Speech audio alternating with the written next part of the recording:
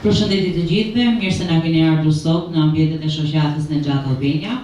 Sot kemi kënaqësinë të prezantojmë delegacionin e paqes 2026 të organizuar nga shoqata Nexhat Albania.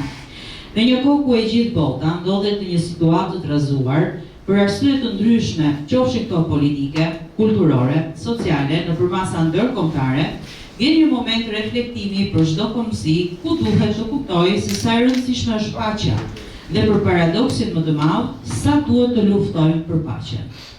Gjithashtu, në një tjetër konotacion, duhet të pranojmë se gjithnjë, pas çdo sfide, duhet të ketë falje, dhe pas faljes vjen paqja. Kjo konferencë duket si po lidhet në shumë drejtime. Por ashtu siç dihet ndërkombëtarisht, tashmë Nexhat është një organizatë e cila punon për të drejtat e njeriut dhe jemi munduar të ndërtojmë një sistem për të përkrahur refugjatët e huaj në Shqipëri. Shumica prej tyre janë larguar nga azile apo dhe nga kampe, ku kapi që i mblodhi masivisht ishte organizata e MEK, që shumë e njohin dhe disa nuk e njohin ende aktivitetin, qoftë dhe prezencën e tyre në Shqipëri. MEK është një organizatë që në lidhjen e mesme do të mbahet mend gjatë si një organizatë që ishte kundër paqes dhe mori të gjithë të rinj të Iranit, duke u premtuar një jetë të lirë dhe në paqe, duke i mashtruar dhe i larguar nga familjet e tyre.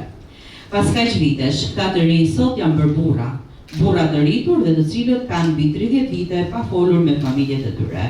Në këtë konferencë do të trajtohen në panelin tonë fjalime për paqe në drejtime dhe sfera të ndryshme me panelistët tanë profesionistë. Por ajo që është më e vështira është të bëjmë paqe me veten tonë. Faleminderit.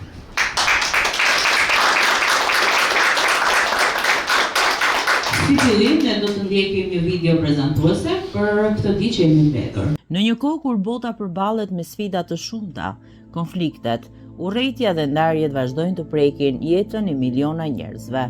Megjithatë, gjithmonë ekziston një rrugë tjetër, rruga e paqes, e dialogut, e mirëkuptimit dhe e faljes.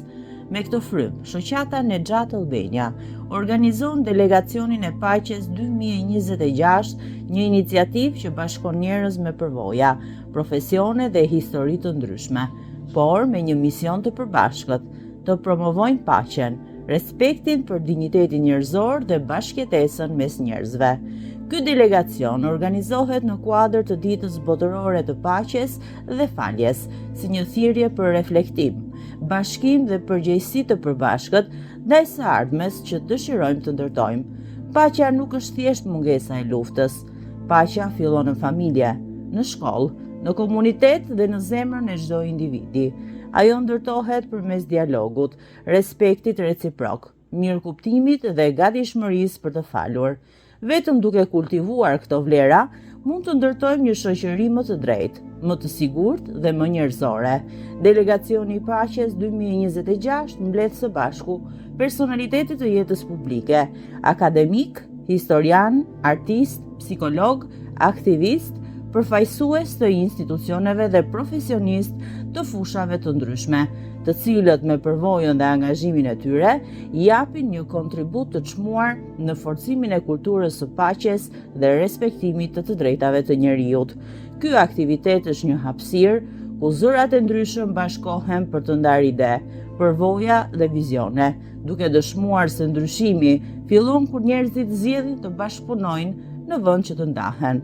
Sot më shumë se kurrë kemi nevojë për njerëz që ndërtojnë ura dhe jo mure, për njerëz që zgjedhin dialogun në vend të përçarjes, mirëkuptimin në vend të paragjykimit dhe faljen në vend të urrëties. Le të bëhemi të gjithë ambasador të paqes në familjet tona, në komunitetet tona dhe në shoqëri.